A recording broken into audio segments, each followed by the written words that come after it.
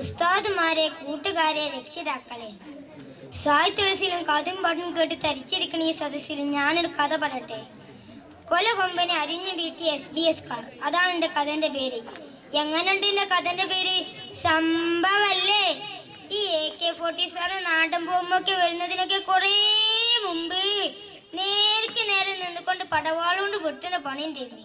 അങ്ങനെയാണ് ഈ ബദറും ഉഹുദും ഹന്തക്കൊക്കെ നടന്നത്.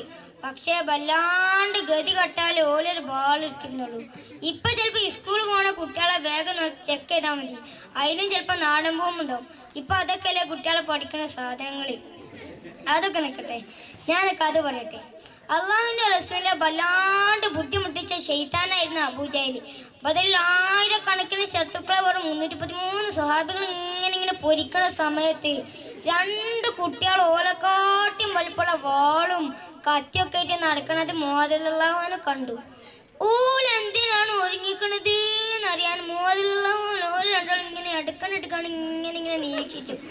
കുറച്ച് കഴിഞ്ഞപ്പം ഓല് മോദലുള്ളാഹിനോട് ചോദിച്ചു, നിങ്ങൾ ഈ അബൂജഹലിനെ ഒന്ന് കാണിച്ചു തരുമോ?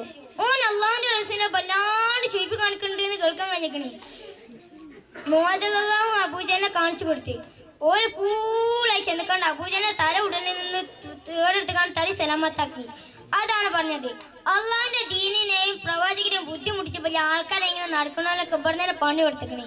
അതാണ് എൻ്റെ കഥൻ്റെ പാഠം. അതുകൊണ്ട് അഹങ്കാരമില്ലാത്തവർ കൂട്ടത്തിൽ പഠിച്ചാൽ നമ്മളൊക്കെ പെടുത്തട്ടെ. ആമീൻ എന്ന പ്രാർത്ഥനയോടെ ഞാൻ എൻ്റെ കഥ നിർത്തുന്നു. അസ്സലാമു അലൈക്കും.